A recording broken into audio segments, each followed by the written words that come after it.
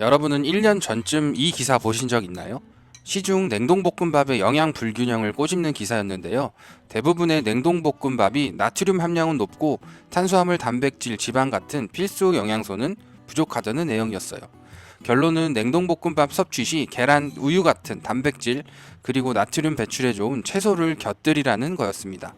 평소 냉동볶음밥을 자주 먹는 편이라 이 기사를 눈여겨봤어요. 특정 제품들을 먹다 보면 어딘가 느끼하고 또 짜긴 하다라는 생각을 했었어요. 최근에는 나트륨 함량을 낮춘 곤약 볶음밥이라든지 단백질 함량을 높인 계란 그리고 닭가슴살이 들어간 제품도 꽤 많아졌습니다.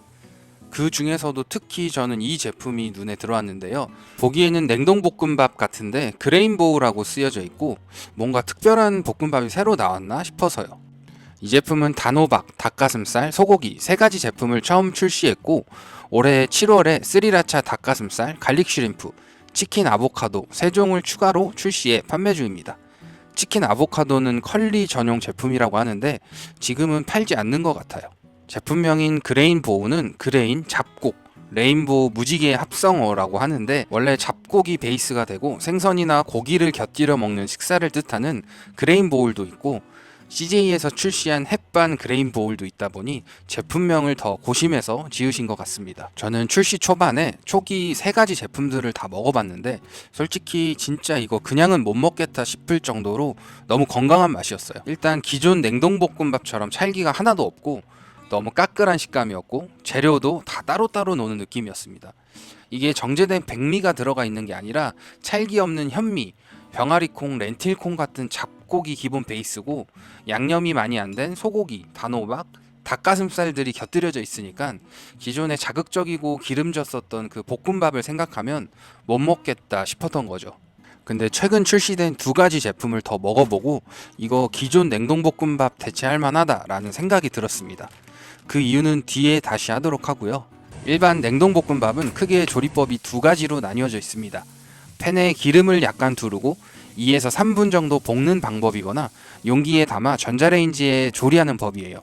이 제품은 조리법이 전자레인지 조리법이 끝입니다. 아마 쌀이 들어가 있지 않은 곡물로만 구성되어져 있고 또 양념이 많이 안 돼 있는 제품이다 보니 굳이 기름을 두르고 볶을 필요가 없는 것 같았습니다. 그러니까 기존 냉동 볶음밥과는 다른 카테고리인 거죠.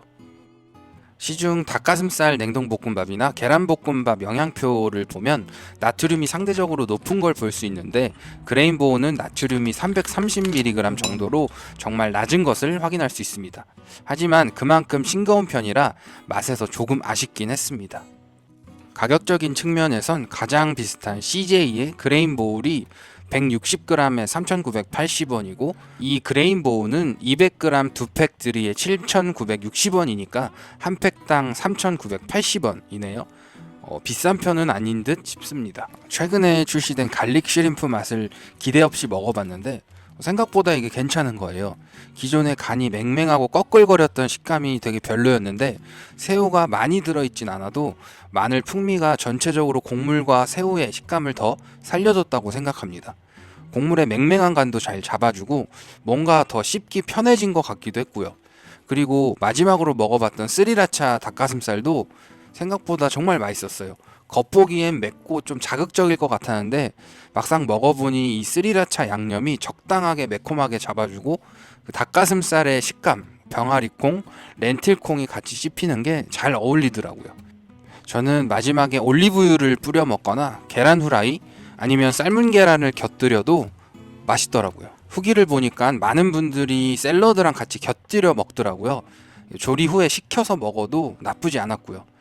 식단 관리하시는 분들한테도 정말 좋을 것 같습니다. 마지막으로 단점.